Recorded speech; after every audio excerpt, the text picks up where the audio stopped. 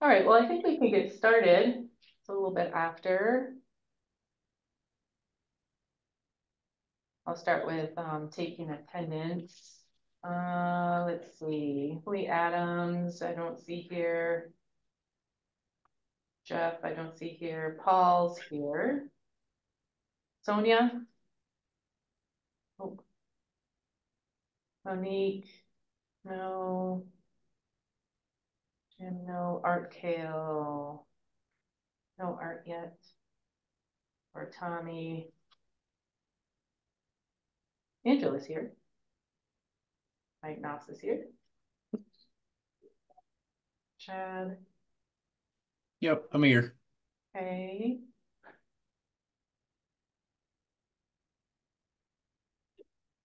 No, Derek, Paulette, I don't see. Kelly's here, Angela's here. No, Gary. Kathy. Nope. Paul Watson. And Lori. Yes, I'm here. Yeah, awesome. Okay. Well, I guess the first thing on the agenda, well, I wanted to say hello, everyone. I'm Lynn Meikle, running the meeting today. Most of you probably know that Lucy has taken a job with Ford in their communications. So she's going to be still in the area, but she's going to be doing communications for the Ford Oval plant, and we wish her well. And so she's going to do a great job there. She's not going far, obviously, so we can still see her around in the community.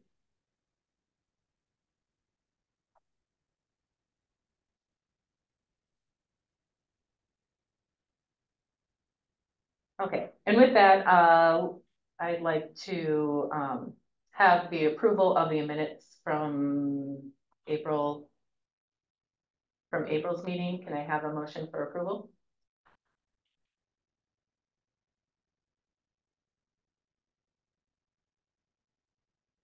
I'll move that we approve the minutes. This is Angela Semifero. All right, and do we have a second?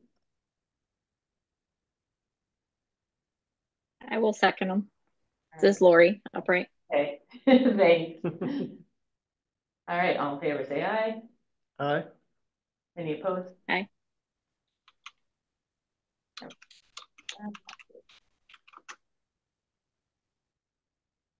Okay, so we can start off with an update on the state mapping challenge.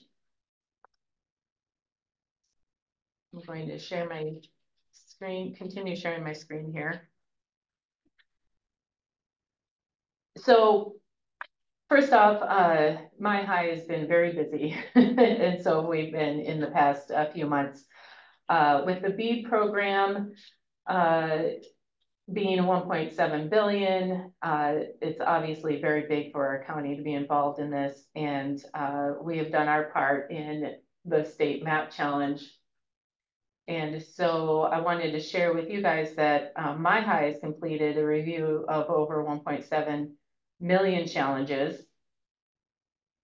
And with that process that we did, it was a process of submitting, the challenges using their portal, having my high review that, and then doing the rebuttal phase where the ISPs had a chance to rebut and challenge anything that we submitted. So my high thinks that they're going to have about 200 to 250,000 locations that will be successfully challenged. And for us in Calhoun, I wanted to show this map just to refresh everyone's memory that what we are challenging is, well, what we did challenge was all these blue dots, all these areas where the blue dots are. The blue dots are where the service is served by fixed wireless. And we've talked extensively about how we don't believe that fixed wireless is the right option for Calhoun. So I just wanted to show that and then show this map these are the census block groups that we challenged. So we submitted 340 challenges within these census blocks to try and trigger area challenges to cover all of these areas. So out of the 340 challenges that we submitted, we had 310 of them labeled as rebuttal timed out.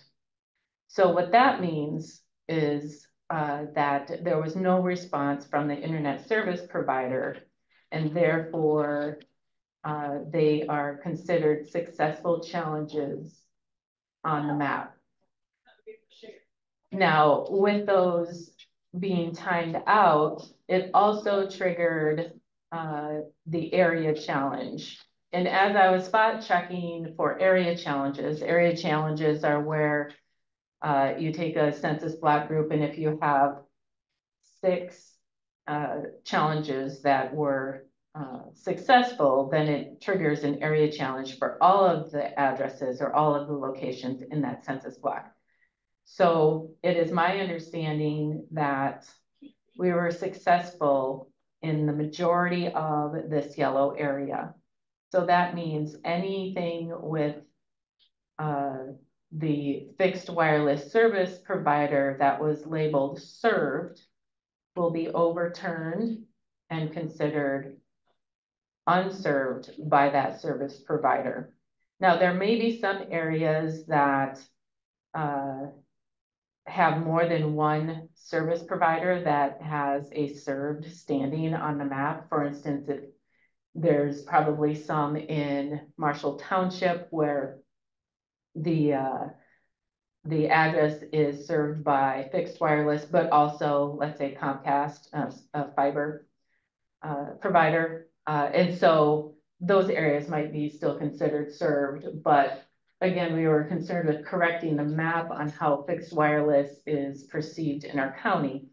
And I did clarify that with My High that, you know, they're in agreement that, you know, if the addresses come back, you know, there's no rebuttal for them, then they will be considered as served or unserved. Now, we won't know the exact number of locations that have been changed, but it is looking good for Calhoun, so that's good. We have about 10,000 fixed wireless locations that were marked served that potentially can get turned over to served or underserved. So that is good news. I'm very excited about that. Is there any questions about that, about the map? Lynn, I heard you say we won't know how many exactly get changed to unserved, but we will at some point, won't we? They'll actually change the maps, the federal government? Yes, so moving on from that, yeah, there is the project timeline for BEAD, and so come July, towards the end of July, My High will be submitting all of these challenges to the NTIA, and the NTIA then will review and approve the map, and any of the addresses that have changed will then be changed on the final map once NTIA approves. That is estimated to be approved more like in September.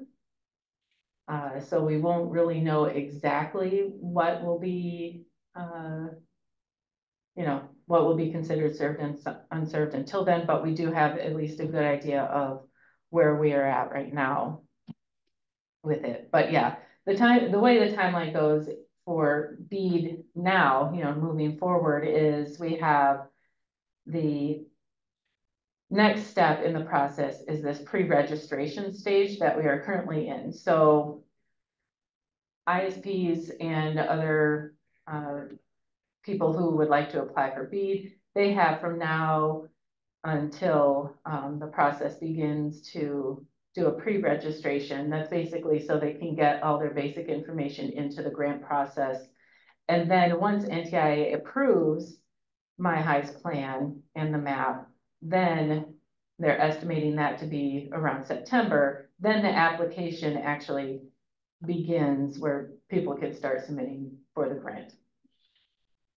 And then there will be negotiations going on in December. Then in February of next year, that will be a second round of applications. So My High is doing it in 2 different stages where they can do a first stage. They want to get everything covered in the first stage. However, you know, there'll be areas that won't be covered by the grants, meaning that ISPs haven't submitted to cover everything. So then they're gonna do a second round starting in February to hopefully get all those other locations that aren't covered. Because BEAD is basically designed to fill in the gaps of where there isn't funding already. So we know that there's funding for areas in the state with RDOF and the Robin Grant and other grants. So where BEAD is filling in is where all those other areas are that aren't covered by other funding.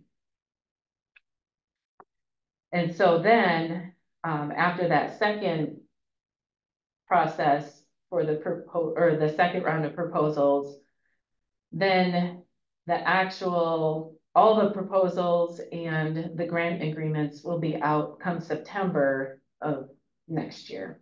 So work actually won't begin then until January of 26. So it's a long process. But at least it is starting to be kicked off with the pre-registration for anyone who's applying for the grant. And then we have the next steps of the 2 different rounds of proposals. And then next year by September, the whole plan should be in place with all eligible ISP or all eligible locations to be covered. So we'll see how that all plays out, but that's the next steps anyway and how that's supposed to work. Does anyone have any questions on that? I'm just wondering, well, first, Kelly, I just want to emphasize how thankful I am for you and Brent and everyone else who worked on the challenges. I know that was a lot of work. And I'm also kind of wondering if we know if a lot of the other counties were that ambitious and that successful. Do you have that sense from any of the merit groups or anything? You know, we haven't actually met as a group in a while, so I don't have a sense of, you know, how many addresses have been, you know, challenged or overturned in other counties. That would be a good thing to follow up with Merit on, because yeah, it's almost like it just kind of fell off. You know, everyone's changing over to digital equity, it seems like. So yeah, that's something to touch base with them on and see what they're hearing. I haven't heard anything from Jackson or Kalamazoo County either, so that's something that we could follow up on. That sounds good. Does anyone else have any questions about the process? I mean, there's a lot of details to it. I didn't want to get too deep into it. But there is a lot of movement at least going on at the state. Other things that they're doing is at the state level at My High, they are talking about hiring a permitting manager to keep things rolling and help, you know, ISPs and municipalities and whoever is going through the BEAD process, helping with the permitting process. Also the same thing, they're working with existing state staff to help with pole attachment issues. That's one other roadblock that you know, whoever is deploying the service or the infrastructure can run into, along with misdig. So My High is trying to streamline some processes, whether it be the pole attachments or misdig or permitting, you know, those type of things, because, oh, and the railroads, that's also another big one. So they're trying to work with those agencies and different agencies to streamline that. However, they haven't really said any specifics on how they're doing that. But hopefully, hopefully what they're doing will make a difference.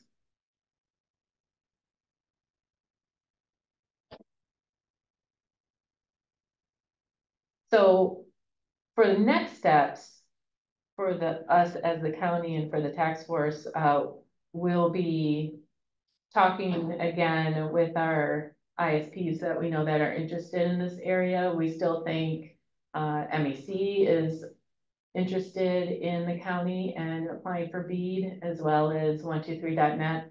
So we've reached out to them to set up another call with them to talk to them about what their plans are and see what their interest is.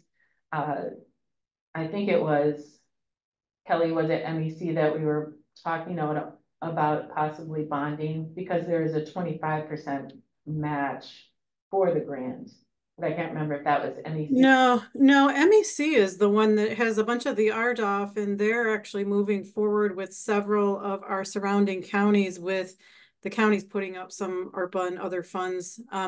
We have not, they have not really indicated any specific plans with us, other than obviously if we wanted to contribute, that would be great. 123.net is the one that is saying they're interested in potentially an option like that, where the county would help finance the upfront capital costs and then enter into a development agreement where they would provide from their revenues from the implementation of the new system. They would pay the county back essentially. So a loan to them, we would upfront the capital. They've mentioned that. We haven't met in a while. And you know, last time we met with all of these ISPs, they were kind of saying we really need to understand how the maps are going to shake out, specifically whether we're going to be able to bid for or to apply for funds for these areas that are only covered with fixed wireless. So that's why at this point, even though the maps aren't final, we can give them a better understanding, and I'm sure they know that they're following it too. And so we want to regroup with what their plans are. But 123.net has you know, big presence in Detroit and Grand Rapids, so east to west, and they really are interested in going through Calhoun County so they can connect both sides of the state. Yeah, that'd be great. And so, yeah, in the next couple of weeks, closer to the end of the month, we should be meeting with both of them and figuring out what their potential plans are for the county.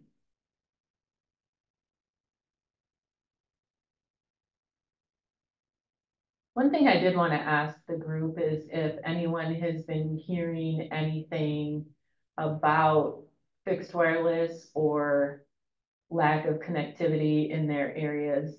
You know, we've talked a lot about infrastructure, and it's been a while since we've heard any anecdotal type stories of what's going on. And I just wanted to know if anyone has been hearing anything in their communities.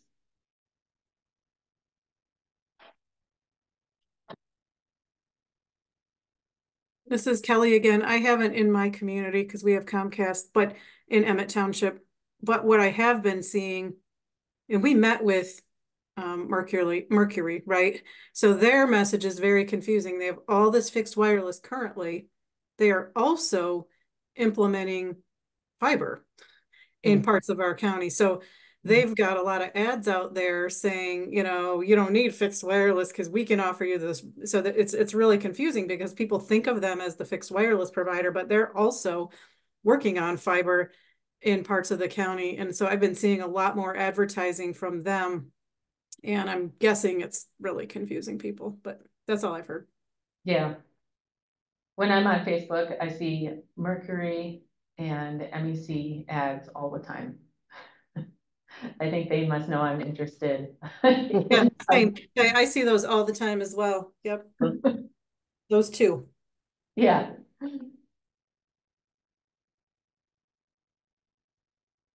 Okay.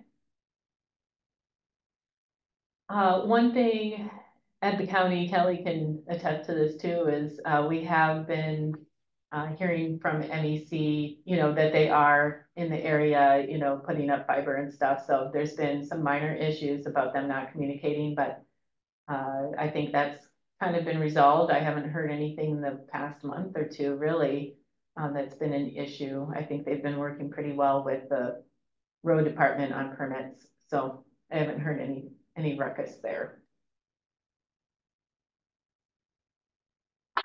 Well, I guess we can move on. Next would be the digital equity subcommittee update. And I think Angela is going to give us an update on that. Yep, sure. So the last few months, the Digital Equity Committee has been working towards goals that we set in December. And the main one is exploring digital literacy hub models locally and nationally and what is possible or what can be replicated or perhaps extended here. We had Lizzie Nolden from the Albion Tech Savvy Project come and speak. I'm not sure how familiar everyone is with that, but the Albion Healthcare Alliance teamed up with Albion College AmeriCorps students and CareWell Services and senior health partners, and they have college students teach local seniors how to use technology. And that includes a component where not only do AmeriCorps students teach technology classes at a local senior center, but they work with community health professionals and social services professionals through CareWell, which Paulette could probably talk about more, to go into the homes of seniors to assist them with hooking up the internet, learning how to use devices. And so it is a small group of seniors that they work with for that intense attention, but it also gives social services professionals a chance to see the lay of the land and what other services the people might need. We have been talking about how we might be able to replicate this kind of program across Marshall and Battle Creek with the involvement of the Marshall District Library and Heritage Commons and Cool Center and Calhoun Community College, and try to expand the idea of that, of being able to help people sort of where they're at, since it's often a struggle for people to go to other locations. And we've been discussing how to add digital support programs to components of programs that already exist across the county, such as food distribution programs or senior center programs, since digital equity is so intertwined with other needs across communities. We've also been talking about how digital equity affects health outcomes and education outcomes, and we're going to be hearing from other literacy and digital navigator programs from Grand Rapids and the Cleveland area. We're also going to be learning about the MyHigh Mitten program and some other merit programs that are available. So one other thing, another goal of ours is to educate the community about digital literacy resources that are already available in Calhoun County. And Lynn created some beautiful referral trees based on the information that had been gathered through surveys from the county communications department. And those trees were distributed to community colleges and health systems and senior centers and libraries to put on their websites, put out through social media. And they're also on the county's website.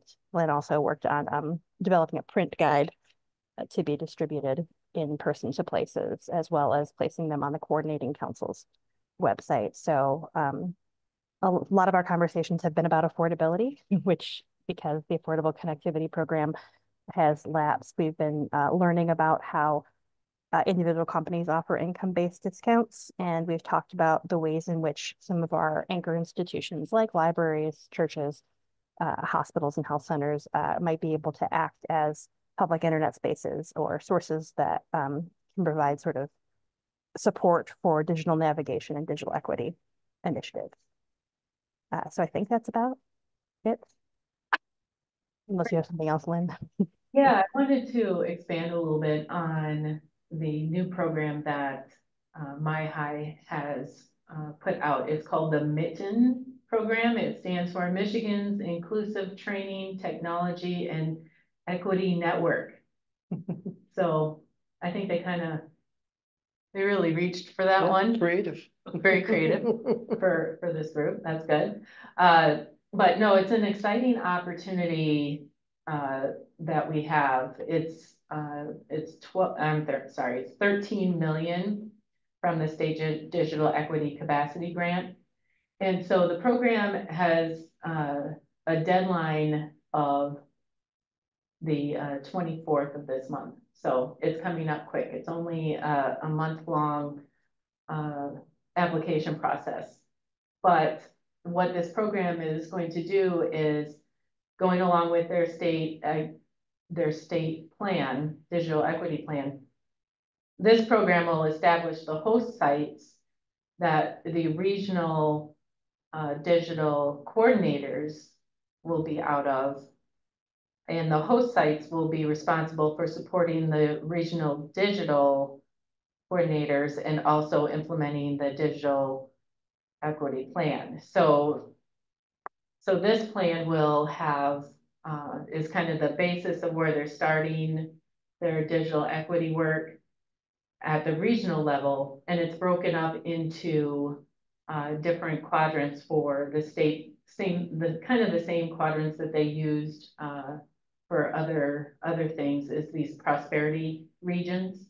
And so we are prosperity region 8, and we have like 4 counties with us. It's us, and I think it goes west of here. And so the thought is if we can get this regional digital coordinator in our county, then we can kind of help facilitate the digital equity work for the whole prosperity region. And because, you know, the county has really done a good job already of pooling our resources, trying to get a good handle on what is going on in our community. And since we've heard from Kalamazoo and what they're doing and stuff, the digital equity, you know, subcommittee is really excited about this opportunity. So we're going to be meeting on Wednesday of this week to talk more about Mitten, how the county can support, but yet understanding what the other members of the subcommittee's interest is. Rod Otten from Senior Services here, he's really passionate about digital equity for seniors. You know, we have Angela, of course, from the Marshall District Library. And so the county's kind of, you know, putting together this group that hopefully will be able to apply for some grant dollars. And by the 24th, I'm not sure if it'll happen or not, but we'll see where everything lands when we talk this week and go from there. It's a really good opportunity to continue to have Calhoun as a leader for not only, you know, map challenge and BEAD, but also digital equity as well. Does anyone have any questions? I was going to remember the details a little bit, but isn't it like it provides funds for like 3 years for this position? Yes, I think it's 3 or 4 year. It's a 3 or 4 year program. Yeah, so part of the question is how do we sustain it after that? Right. But with Angela talking about, you know, the tech savvy program that is already working with AmeriCorps, the state, as part of their plan, is going to be working with AmeriCorps for these regional coordinators. So that really aligns with what, you know, Albion is already doing. So if we can bridge that gap between the two and help something happen in the county, I think that'd be great. It just kind of seems to be not totally falling into place, but yet the puzzle pieces, then, you know, they kind of seem to be coming together. So No question, Lynn. Just a comment, Paul here. I had received a notification, and I was delaying to send it to you this morning about the they had a what is it called, a drop-in session to answer questions about the grant scheduled. I don't know if you saw that. I knew it was coming up. I did not get anything on it though, but yeah, it was. All right, It's happening soon. Did it happen yet, or is it happening? No, there's actually 2. When I get off this, I'll forward it to you. Okay. But it is July 11th and July 18th. There's 2 time slots on those 2 days. So I'll forward it to you as soon as we got off this call. But yeah, I was going to make sure I mentioned it. So it was great to hear you talk about it already, and the time frame, it just seems to coincide really nicely. with some of the things that we're doing, especially on the educational piece from the libraries in KCC. So that's just encouraging.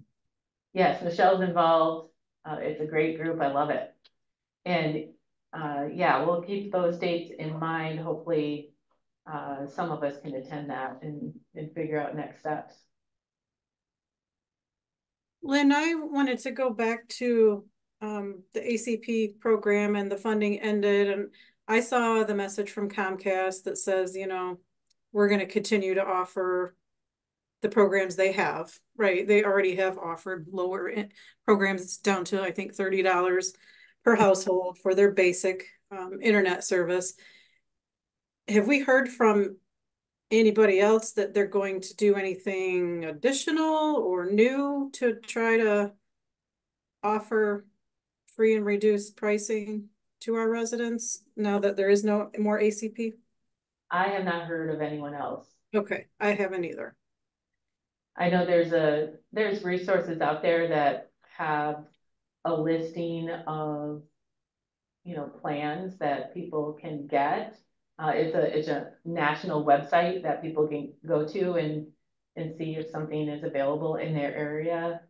But yeah, Comcast at least is being a little bit proactive in getting the word out. AT&T also has a real affordable plan. Those are the two, it seemed like, in our area from that website that has, you know, something going on that's $30 or under. But, you know, the other providers, I have not seen anything.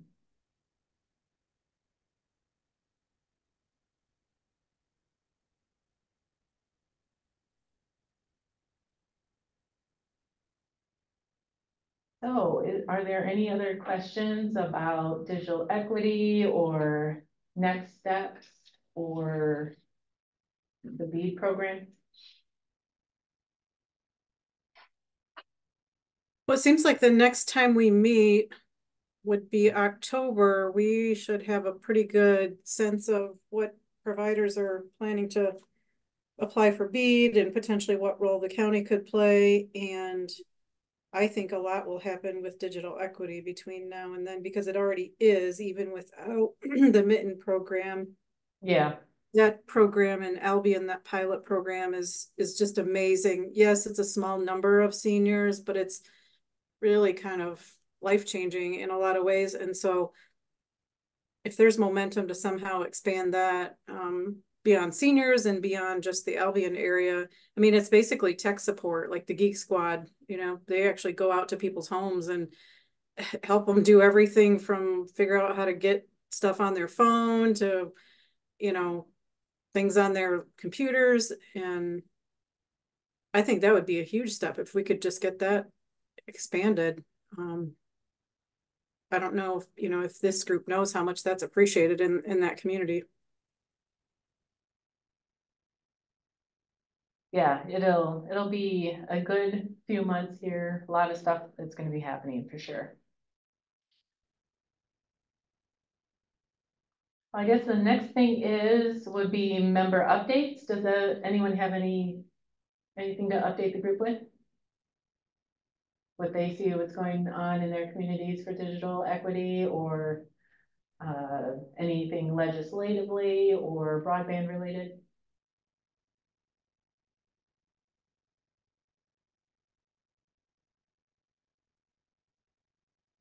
Well, then I guess we can wrap up, and thank you everyone for coming today.